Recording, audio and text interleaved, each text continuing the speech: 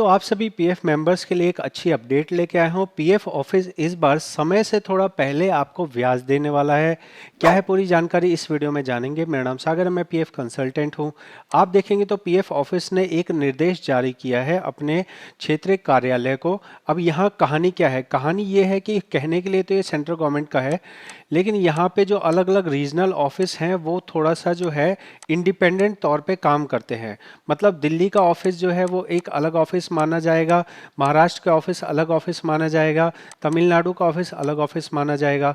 तो जो केंद्र में एक सेंट्रल जो बोर्ड बैठा हुआ है वो निर्देश देता है अलग अलग रीजनल ऑफिस को कि भाई साहब हमने ये फैसला कर लिया है और अब आप उसके हिसाब से अपने अपने क्षेत्र में ये काम कीजिए।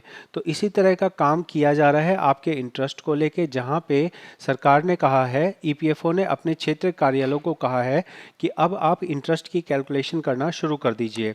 यहाँ पे समझने की बात ये भी है कि भाई साहब ये एक तरह का मजाक है। मजाक क्या है? मजाक ये है कि आम तौर पे जितने भी बैंक हैं, छोटा बैंक हो बड़ा बैंक हो, चाहे आपका जो है सहकारी बैंक हो, सबका नियम ये है कि 31 मार्च को साल ख़त्म हुआ और 31 मार्च को ही आपको ब्याज मिल जाता है। लेकिन पीएफ ऑफिस क्योंकि एक सरकारी सिस्टम है तो यहाँ पे कुछ अलग तरह से काम होता है। सबसे पहले एक मीटिंग होती है, मीटिंग के बाद में रेट डिसाइड होता है, फिर अनाउंसमेंट होती है और उसके बाद में जाके कहीं 2 महीने 3 महीने 4 महीने के बाद में आपको ब्याज मिलता है।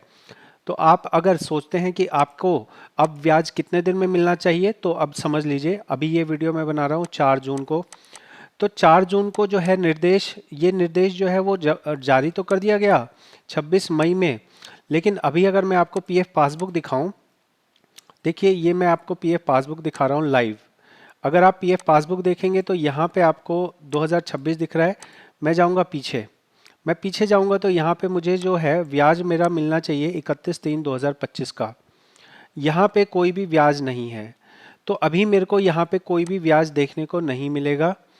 जैसा मैंने आपको शुरू में बताया कि दिल्ली वाला ऑफिस अलग है, महाराष्ट्र वाला ऑफिस अलग है, तो हर व्यक्ति के अकाउंट में एक ही दिन में ब्याज नहीं आएगा। जब आप बैंकों की बात करते हैं तो बैंक वाला क्या है, जिस मिनट में रामू के अकाउंट में पैसा इंटरेस्ट आ रहा है उसी मिनट में हर अकाउंट होल्डर के अकाउंट में पैसा आएगा। लेकिन पीएफ ऑफिस में ये सिस्टम नहीं है। तो आप ये मान के चलिए कि अगर आपने देखा कि उन्होंने निर्देश जारी कर दिया मान लीजिए 26 मई में, तो आप सभी के अकाउंट में पैसा क्रेडिट होते होते यहाँ पे 1 महीने 2 महीने लग सकते हैं।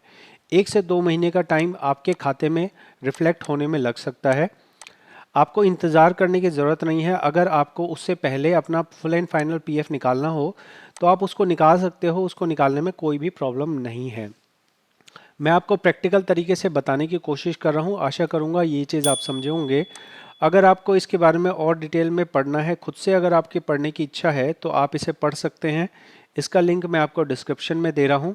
यहाँ पे ये अलग अलग विभागों को अलग अलग चीज़ अलग अलग जगहों पे आपको ऑर्डर देखने को मिलेगा कि किस किस को इन्होंने जानकारी दी है, ठीक है। लेकिन ये नहीं है कि आज जिस दिन उन्होंने लेटर जारी किया उसी दिन ब्याज आ जाएगा। मैंने आपको लाइव दिखाया है। ये जो तारीख है 26 मई है, 26 मई से 4 दिन मई के हो गए और 4 दिन जून के हो गए, तो यहाँ 8 दिन हो चुके हैं। और मैंने आपको कहा है कि 1 से 2 महीने लगेंगे आप सभी लोगों के पास में इंटरेस्ट रिफ्लेक्ट होने में। अगर अच्छी लगी हो जानकारी कमेंट में बताएं। मिलूंगा अगली वीडियो में। बहुत बहुत धन्यवाद।